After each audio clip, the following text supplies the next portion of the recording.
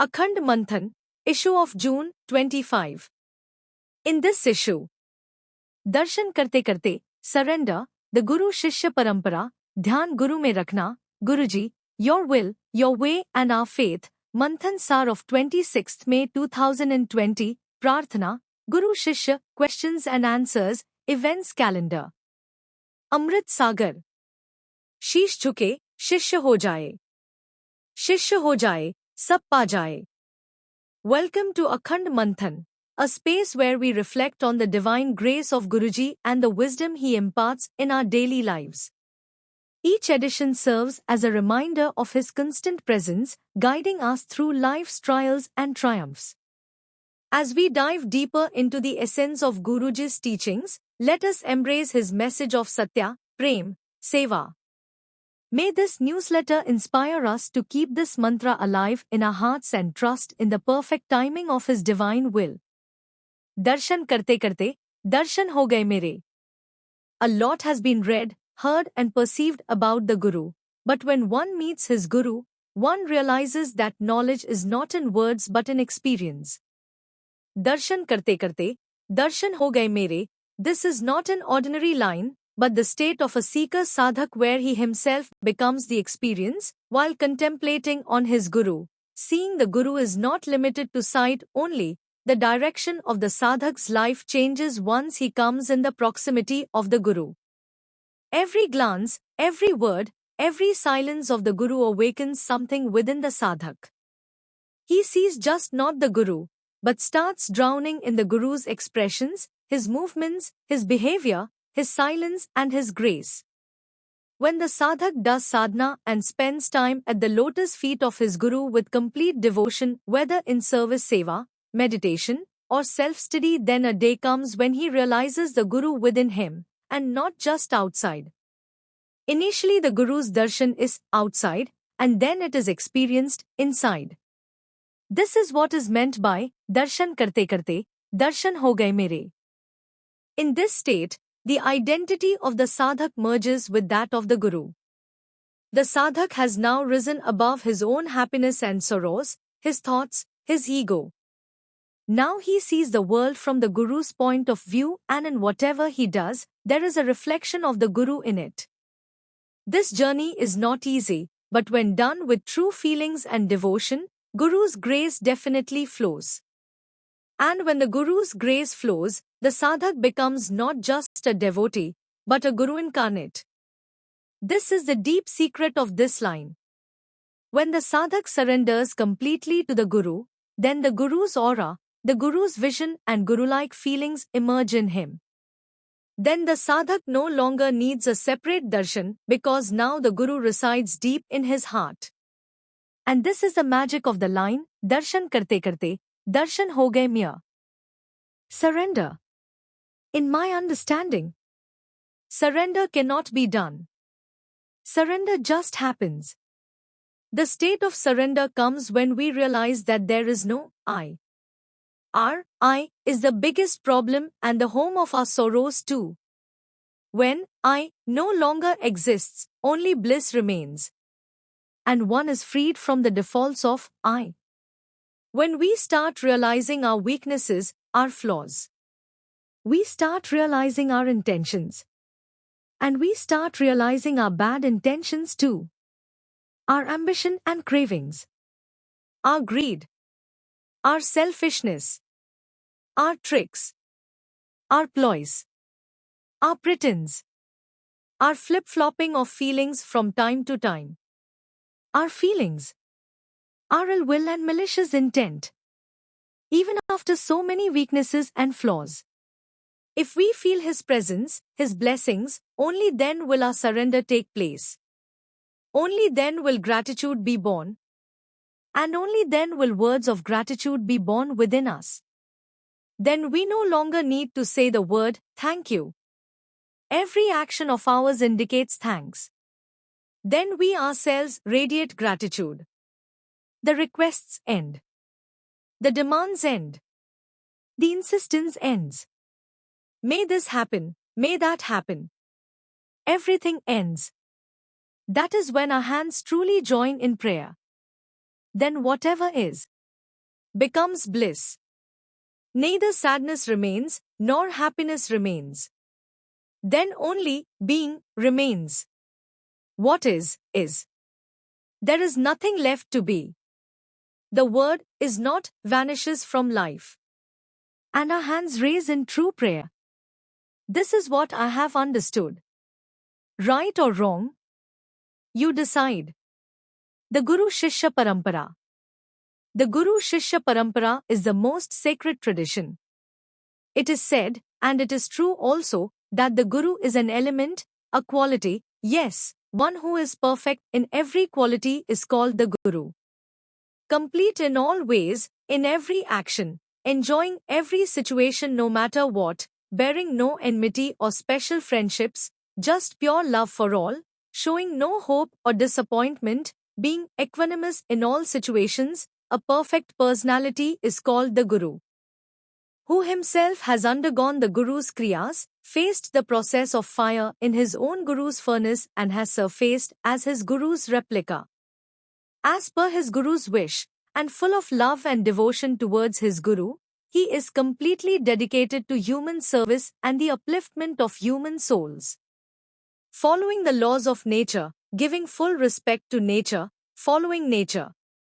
The rule of nature is to convert everything negative into positive. Whatever Mother Nature gives to us is positive, but when it goes back to Mother Nature, most of it is negative. So Mother Nature converts that negative once again to positive and serves it for our use again. In the same manner, the Guru too keeps working for the upliftment of mankind and turns negative thoughts and actions into positive ones. When the Guru takes human form, his main aim is to work for human upliftment. And after completing this task for which he took birth, he does not delay for even a moment in abandoning his body, without getting stuck in the attachment to this body and this world. He also prepares many disciples for the service of humanity by baking them in the Guru's furnace. This starts with him guiding the disciple to reach him, developing a feeling of belongingness, completing the disciple's surrender journey, then helping him move on to the journey of becoming Shiva, and finally giving the disciple his own form, that of a Guru, and continuing to help him in seva while personally remaining invisible. The Guru thereby establishes his disciple by turning him into a Guru too.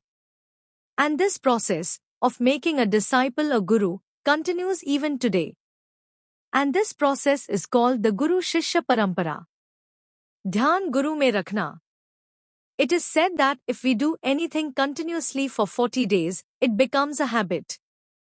That is why Param Pujya Guruji has given us the auspicious occasion of Chalisa, so that we can give up our bad habits and imbibe good ones. Dhyan Mulam Gurur Murti, Mantra Mulam Gurur Vakyam, Puja Mulam Gurur Padam, Moksh Mulam Gurur Kripa. Param Pujya Guruji says that all of spirituality is contained in these 4 lines. The disciple has to focus and work on the first 2 lines, and the last 2 lines will be taken care of by the Guru himself. Anointing the Guru's feet in a golden plate, washing them with the holy water of the 7 rivers, Ganga, Yamuna, Saraswati, Godavari, Kaveri, Narmada and Krishna, using Panchamrit, applying sandalwood paste, offering fragrant flowers, incense sticks and offerings and bowing at the feet. Is this what our Guru Puja is limited to? And we have been doing this for so many births. Is this the Guru Puja that our most revered Guruji wanted us to do? Once the disciple completes the first 2 lines, he adopts good sense, observation, good communication and ethics in his life, and this is seen in his appropriate behavior. The fragrance of service seva starts coming from that very conduct, and he becomes well respected. This is Guru Puja in its true sense. Our journey is from Guru Charan to Guru Charan. In the first leg of this journey till Mahashivratri, the disciple's conduct is filled with Satya, Prem, Seva. All his questions are answered, and here the Shiva element gets awakened and the disciple surrenders at the Guru's feet. As Param Pujya Guruji says, the last 2 lines, Puja Moolam Gurur Padam, Moksha Moolam Guru Kripa, Guruji himself gets it done, it is only his wish that works. He can get the puja done by giving an overdraft to anyone and get the payment done later through seva. Our role is only to mold ourselves such that we become eligible for His grace. Therefore, it is important for us to get the first two lines perfect. Dhyan Guru mein rakhna means to feel and understand that the Guru is always with us. There is a huge difference between repeating the name of the Guru and actively being aware that the Guru is always with us. We often use the name of the Guru for our personal benefit, and in that case we will never be able to put into practice the very first line. The Guru truly enters our life only once our ego melts. Just taking the name of the Guru will not help. We have to keep in mind the Guru is forever with us, and so we should conduct ourselves accordingly. We become aware that we are caught on the CCTV camera only after reading the notice, but we forget the Guru's bigger camera. This is the difference between keeping an image of the Guru and having a real Guru with us 24/7. You are under CCTV surveillance, you are under Guruji's surveillance.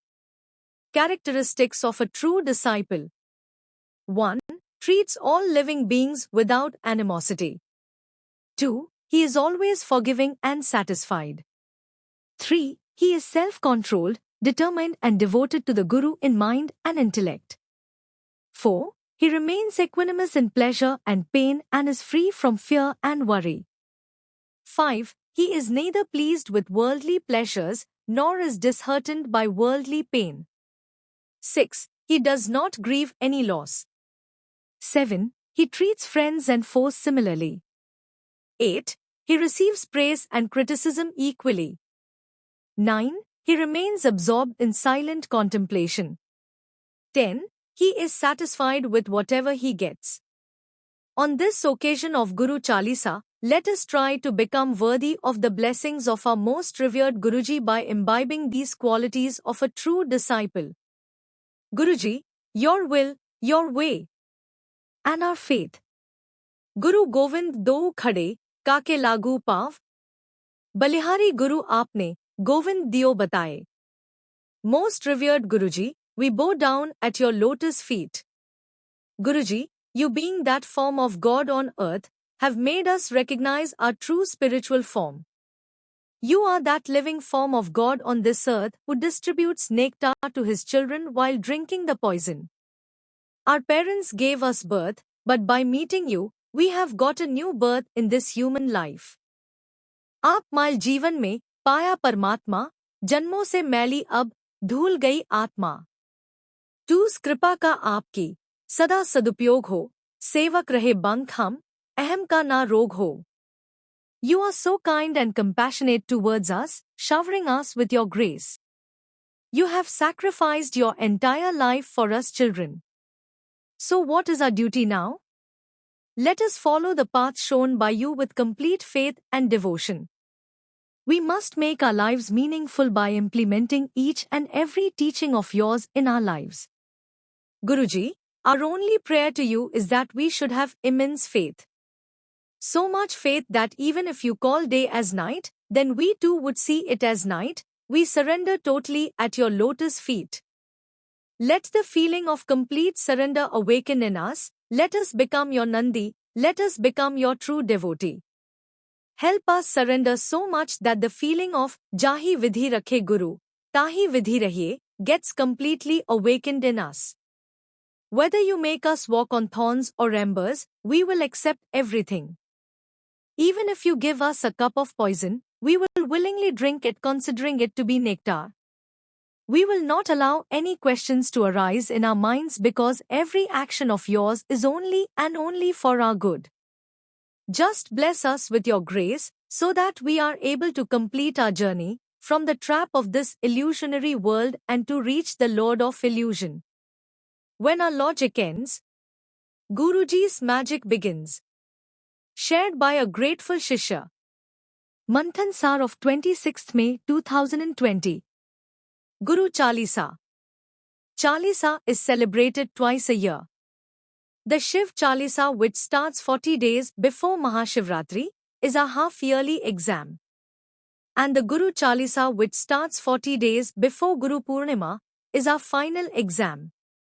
Q's. What is Chalisa? Ans. All elements of the Chalisa exist within us. Pacha Mahabhuta. Fire, water, earth, sky and air. To run these, the Pacha Pranas were put in our body. Pacha Prana. Pran, Apna, Vyana, Udana, Samana. 5 calm senses. Ear, nose, eye, tongue and skin. 5 Gyan senses. Hearing, seeing, speaking, smelling and touch. Panch Tattva.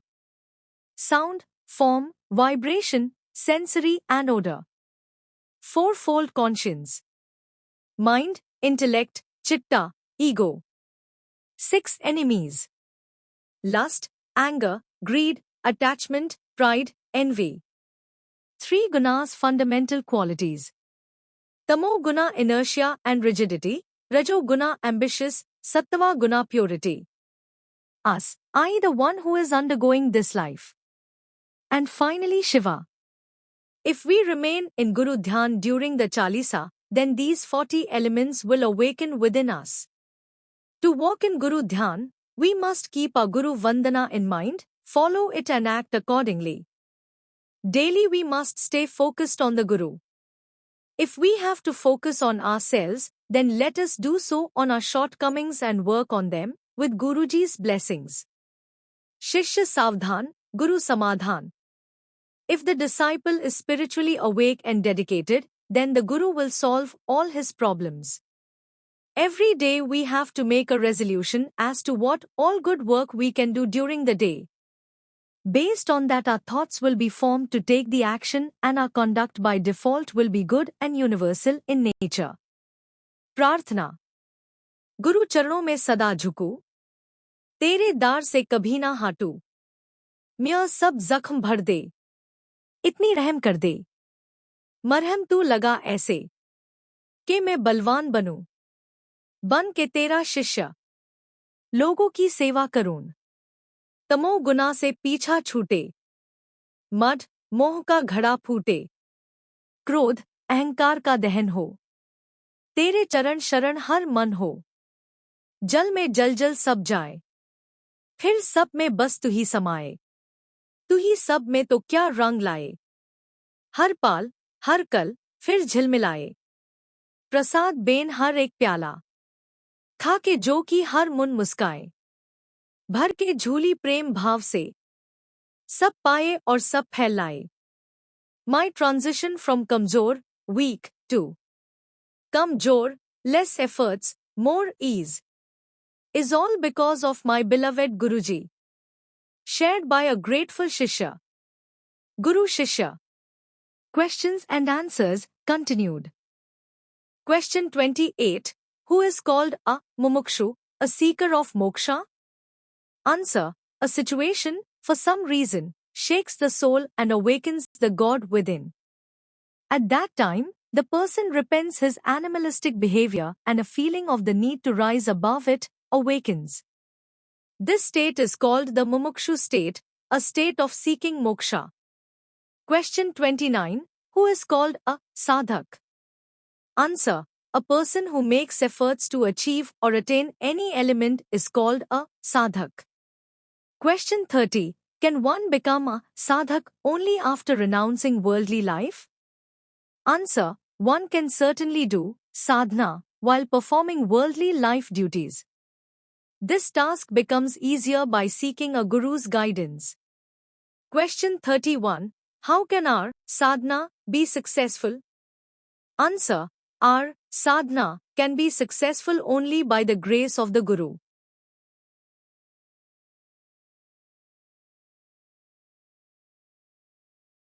अखंड मंथन. अंक. जून